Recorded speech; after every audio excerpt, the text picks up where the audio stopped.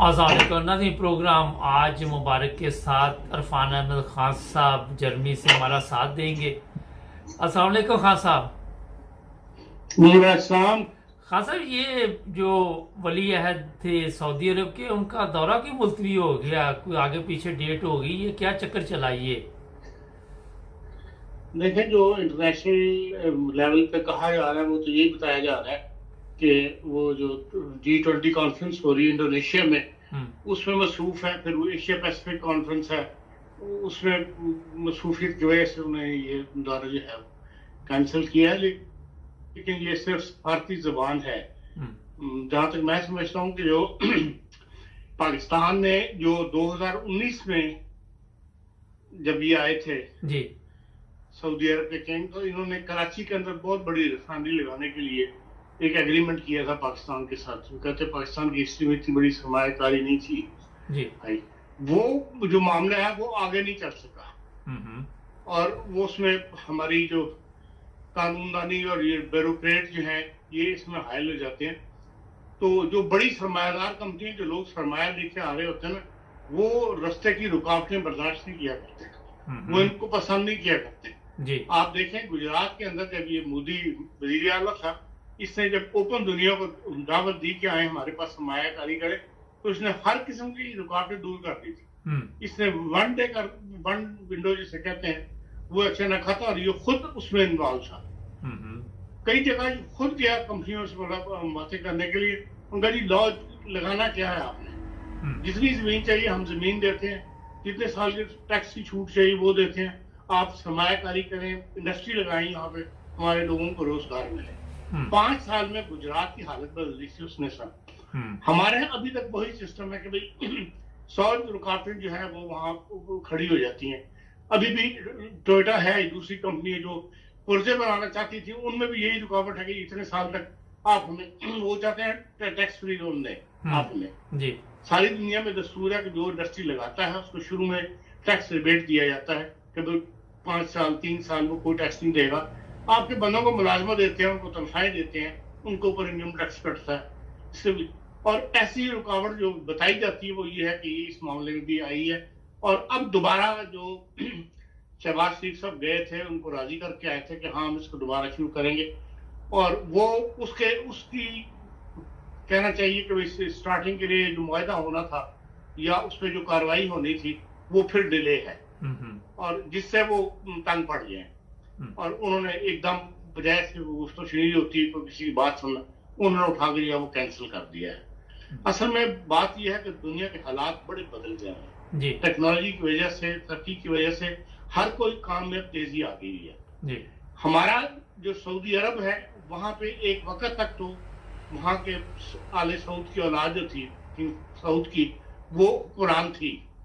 अब उनमें से वो सारे के सारे जो है वो जिसे कहना चाहिए कि सोच काहिल, जिनके खिलाफ आपको दुनिया पड़ा होगा आपने, उन्हें किसी दुनिया की सरोकारी तो उन्हें यह था तेल की आमद आ रही है, तेल की आमद से अपना मुल्क भी चलाना है और अपनी ऐशी करनी है। लेकिन अब जो नस्ल सामने आई है, खुसूसन मोहम्मद बिन सलमान ने उन सारों को फारिग किया है। जो पुराने शहजादे से बुढ़े, उन सबको कईयों पे मुकदमे चलाए, कईयों को बंद किया, सब फारिग करके अब वो नई जनरेशन लेके आया है। जो नए लोग शहजादे हैं जो अमेरिका में या बरतानिया में पढ़े हैं, पुराने तो पढ़े लिखे नहीं थे ना, उनमें से जो 2-4 पढ़े लिखे थे उन्होंने अपने बिजनेस फैला दिए, वो दुनिया में नाम पैदा किया अपने बिजनेस के अंदर। लेकिन हुकूमती इदारों के अंदर अब जो नई जनरेशन आ गई है सऊदी रॉयल फैमिली की, वो नए तकाजों के मुताबिक काम कर रहे हैं। एक तो उनमें वो पुरानी जो शहजादों के साथ पाकिस्तान का एक ताल्लुक था, हमारे पुरानों का ताल्लुक भी था कि भाई वो इस्लामी ब्रदर के नाम पे हमने बड़े अपने एक तल्लुकात बनाए हुए थे, वो नए शहजादों में बिल्कुल नहीं। वो इस बात को साइड पे रखते हैं, वो कहते हैं बिजनेस की बात करो। और 2050 में जो तेल खत्म हो जाना है सऊदी अरब का, उसके लिए उन्होंने 2030 जो है विजन रखा हुआ है 2030 का मोहम्मद बिन सलमान ने। उसमें वो तेजी के साथ इंडस्ट्री लगा रहे हैं, और तेजी के साथ वो फ्री हाइट जिसे कहते हैं, फ्राई हाइट वो दे रहे हैं, आजादी दे रहे हैं। आपने देखा है सिनेमे खुल गए हैं, फिल्में बनती हैं वहां पे, शराब मिलनी शुरू हो गई है। इस किस्म की जितनी औरतों को ड्राइविंग करने की इजाजत मिल गई और बहुत सी उन्होंने इस किस्म की पाबंदियां खत्म करके माशरे को जो है वो ओपन किया है और मुसलसल वो ओपन कर रहे हैं। तो जो तब्दीली वहां सऊदी अरब में आ रही है उस तरह की तब्दीली हमारे यहाँ नहीं आ रही। हम अभी उन्हीं मसाइल में उलझे हुए हैं और जिससे दुनिया जो है वो तंग हो रही है, चाहे वो मगरिब हो और चाहे वो हमारे बरहान मुल्क हो, इस्लामी मुल्क हो। इसलिए हमारी तरफ किसी की तवज्जो अब नहीं है, कम हो रही है तवज्जो दिन ब दिन, इसलिए कि हमारे मसाइल, अंदरूनी मसाइल जो है वो उलझते चले जा रहे हैं और हम उनको हल करने के लिए अभी तक सीरियस नहीं हुए। खान साहब, ये एक वजह है मोहम्मद बिन सलमान के दोबारा पीछे हटने की। जी अच्छा खान साहब, ये भी अफवाह थी कि वो आ रही हैं हमारे, क्योंकि मामला अंदरूनी जिस तरह आपने बताया ठीक नहीं चल रहे थे, कोई बातचीत करने आ रही हैं दोनों तरफ से, और जिस तरह अभी तक पाकिस्तान में चीफ ऑफ आर्मी स्टाफ का मसला अड़ा हुआ है, इसमें भी वो ही कोई किरदार अदा करेंगे, कोई ऐसी बात भी है? इम्कान मुमकिन है, ऐसे इम्कान मौजूद है, इसलिए कि जब से एक लंबे अरसे से अब सऊदीया जो है वो हमारी फौज की ज्यादा सुनता है और सियासतदानों की कम सुनता है। और उसकी वजह ये है कि जब 1980 से हमारी कुछ ना कुछ फौज जो है वहां मौजूद होती है जो सऊदी फौज को ट्रेनिंग देती है, हिफाजत के नाम पे भी ली है। फिर ये है कि यमन के साथ उनके मसले हैं, उनमें भी उन्होंने 2 दफा फौज हमारी मांगी है। तो इस लिहाज से फौज के साथ उसके क्लोज रिलेशनशिप ज्यादा है।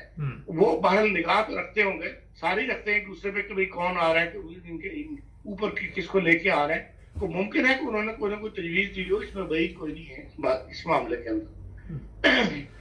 हाँ साहब, ये एक बड़ा अहम सवाल है कि हमारे अंदरूनी मामला ठीक ना होने की वजह से बैरूनी जितने भी ममालिक है वो भी दिलचस्पी नहीं ले रहे, तो इसकी तरफ किसी का ध्यान भी हमारे हुक्मरानों में से किसी का जा रहा है या अपने स्यापे खत्म नहीं हो रहे? सॉरी, देखिए बज़ाहिर तो जो हम देख रहे हैं वो यही है कि आपस की लड़ाई जो है वो इनकी खत्म नहीं हो रही, सियासतदानों की। किसी भी मतलब मामले पे इन्होंने एक पेज के ऊपर इकट्ठे नहीं हुए, गुफ्तगू करने को आमने सामने बैठने को तैयार नहीं है। तो इन्होंने क्या मसले सुलझाने हैं और क्या इस बात से बज़ाहिर बेपरवाह लगते हैं कि भाई दुनिया हमारी तरफ से रुख मोड़ रही है, बेरुखी दिखा रही है। और अभी तक कि हम जब तक मुल्क को मजबूत नहीं करेंगे, और अगर ये वाकई पीछे हट गए सऊदी सरमायाकारी जो है, क्योंकि अगला बजट जो है उसके अंदर इन्होंने बहुत ज्यादा उम्मीद जो है वो सऊदी अरब से लगाई हुई है। इस वक्त भी जो भी डेफिसिट है उसको वो यही कहते हैं चीन और इससे पूरा करना है हमने सऊदी अरब की मदद से। और अगले बजट के लिए तो आपके पास वैसे ही आपकी प्रोडक्शन हर चीज से कम हुई है। और रिपोर्ट्स पढ़ने इकोनॉमिक्स में शाया हो रही है, 100 के अंदर जो पाकिस्तान का है उसमें साफ बताया जा रहा है कि कॉटन कम पैदा हो रही है, कॉटन की यार्न कम बन रहा है, वही आपकी मेन एक्सपोर्ट है, वही कम होती चली जा रही है। फिर गंदम आप इम्पोर्ट कर रहे हैं, गंदम आप पूरी नहीं कर पा रहे, शुगर का मसला खड़ा हो रहा है, तो गंदम की फसल खराब हुई है। इसलिए ये जब तक इस तरफ ये खुद इस तरफ तवज्जो नहीं करेंगे जो सियासतदान है, वो जाहिर है कि उसके बाद जिसे कहते हैं, अब तो लोग ओपनली लिख रहे हैं, कल भी 2 मजमून थे कि भी पाकिस्तान जो है वो माशी तौर पे खात्मे की तरफ खत्म हो रहा है। तो साफ क्लियर लोगों ने लिखा है, वो तो फिगर के साथ लिखते हैं जो ऐसे मज़ामीन चाहे होते हैं पेपर्स के अंदर कि भाई पाकिस्तान की जो इम्पोर्ट है वो इतनी ज्यादा थी और पेमेंट करने के लिए पाकिस्तान के पास है नहीं। जो जरूरी चीजें हैं जैसे तेल है, तेल के लिए आपको रियायत मिल रही थी सऊदी अरब से, अगर सऊदी अरब फिर पीछे हट गया तो फिर वो रियायत चलेगी, वो भी पेमेंट आपने करनी है, उसी के लिए आपके पास पैसे नहीं है। जो इस वक्त पाकिस्तान के पास रिजर्व है वो जो पाकिस्तान की जरूरी इम्पोर्ट है, जिसमें सबसे ज्यादा तेल है और जो आर्मी की चीजें इंपोर्ट होती हैं, आर्मी वाले मंगवाते हैं अपनी, उसी के लिए पैसा नहीं है इस वक्त जो सिचुएशन बनी हुई है। हाँ सर, हमारे तो हालात के अंदर बहरहाल अगर इनको समझ नहीं आएगी, आपस की लड़ाई बंद नहीं करेंगे। अब इमरान खान साहब थोड़े से नीचे तो आए, अब तक तो अमेरिका के खिलाफ बोल रहे थे और वो जो कह रहे थे कि बयानिया उन्होंने अपने फ्रंट पे अमेरिका रखा था, वो कल बरतानिया के अखबार को इंटरव्यू देते हुए उन्होंने वापस ले लिया। उनका जी उस बात को छोड़ने, उसका जिक्र न करें, वो वक्त था वो खत्म हो गया, अब हम अमेरिका के साथ अच्छे ताल्लुकात रखेंगे और पहली हुकूमतें जो है वो नीचे रख के हुकूमतें करते रही, लेकिन अब हम बराबरी की बात अमेरिका पे बात करेंगे। तो जो सारा उनका अब तक की सारी तहरीकी थी, चाहे वो लॉन्ग मार्च है, चाहे वो लेके चले, उसकी बेस तो उनका वो बयान ही था जो अमेरिका का खत्म कहते थे, हमारे मैस्टर दिए से हमें मसूल है, तो अमेरिका ने धमकी दी। अब वो खुद ही उससे पीछे हट गए। और जब तक सियासी तौर पर इस्तेकाम पैदा नहीं होगा, उस वक्त तक माशी तौर पर भी इस्तेकाम पैदा नहीं हो सकता। ये तो क्लियर कट सी बात है।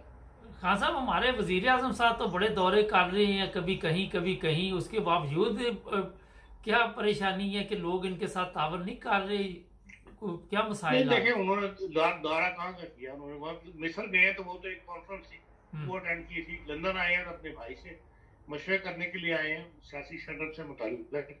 और बाकी दुनिया के साथ तो हमारा कोई ऐसा खास राब्ता इस वक्त मौजूद नहीं है। खुद हमारे पुराने इन्वेस्टर्स हैं, वो जो प्रोग्राम करते हैं यूट्यूब शो पर, उनके अंदर वो खुद कहने के हम दुनिया से कटे हुए हैं, किसी की तरफ हमारी तरफ तवज्जो नहीं है, और जिसको हम तवज्जो के लिए कहते हैं वो भी जो है पीछे हट जाता है। अच्छा, यहाँ पे एक चीज सामने आई है, यहाँ भी कोर्ट में एक केस था, जो भी केस था ये सवाल नहीं है, यहाँ की अदालत ने कहा जनाब आप वजीर आजम हैं या आम आदमी हैं, सब बराबर है, तो हमारी अदालतें क्यों नहीं ये सीखती है इनसे कुछ? देखिए, हमारी सोसाइटी के अंदर किसी ने भी नहीं सीखा।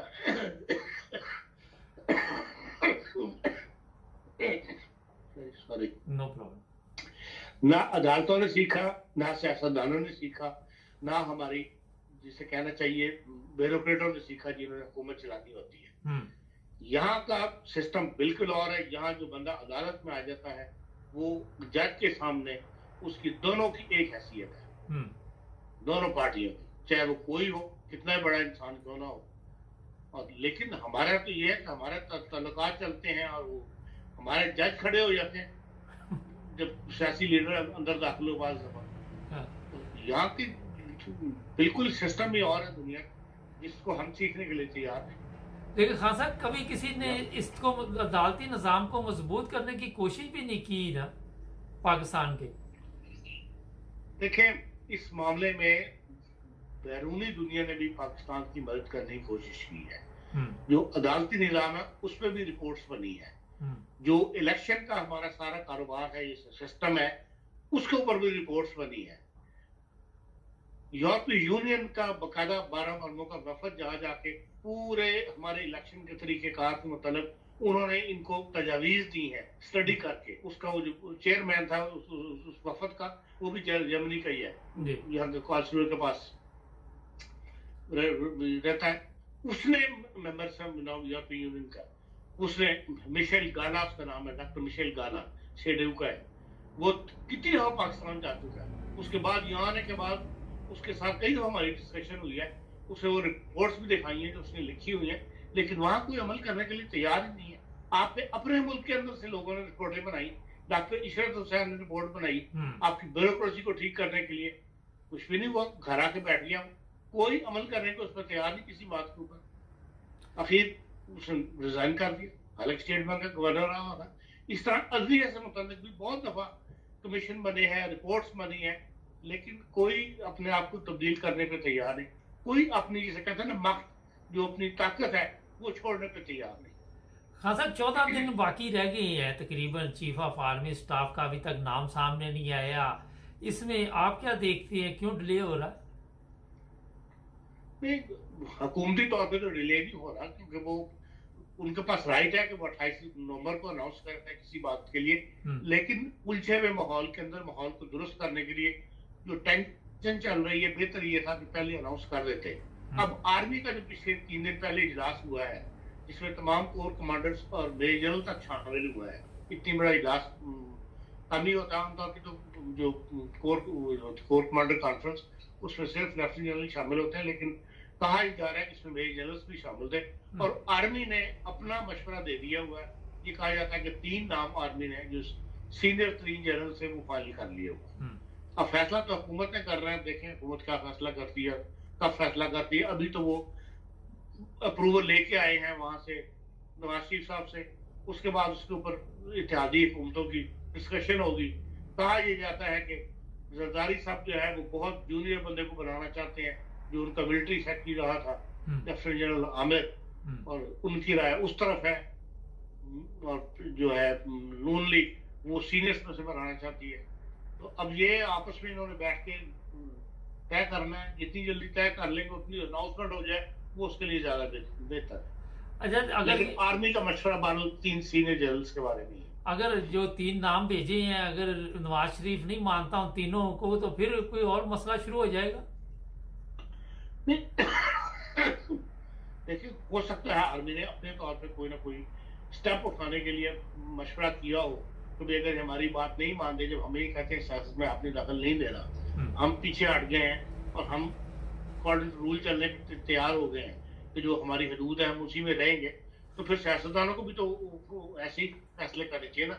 जिस तरह बाकी मार्शे के अंदर भी यही है कि जो सीनियर तरीन है उसी को हवाले की जाती है नेक्स्ट को। तो फिर अगर ये मशवरा नहीं मानते तो मुमकिन है आर्मी को अपना स्टेप उठाए। और कहा यह जा रहा है, जो अल्लाह आलम उसकी बुनियाद क्या है, क्योंकि नाम नहीं लिखे होते, लेकिन इस किस्म की खबरें बाहर चल रही हैं कि एक आर्मी ने जो निगरान हुकूमत है उसका एक नक्शा जो है वो तश्कील दे लिया हुआ है, और तो वो कहते हैं कि अगर उनकी बात ना मानी गई तो फिर उस नक्शे पर अमल किया जाएगा। हाँ सर, कितनी सलाकत है ये अल्लाह भी तो जानता है। एक तरफ हम कहते, हमारी आर्मी के बयानात हैं कि सियासत में हिस्सा नहीं लेते, दूसरी तरफ हमारे सियासतदानों को मुसीबत पड़ी हुई है चीफ ऑफ आर्मी स्टाफ की। ये भी तो एक सवाल ज़हन में उठता है कि फिर इतनी परेशानी क्यों बनी है। तो ये तो सियासतदानों से पूछा ना, आर्मी में तो कोई ऐसी वो नहीं थी।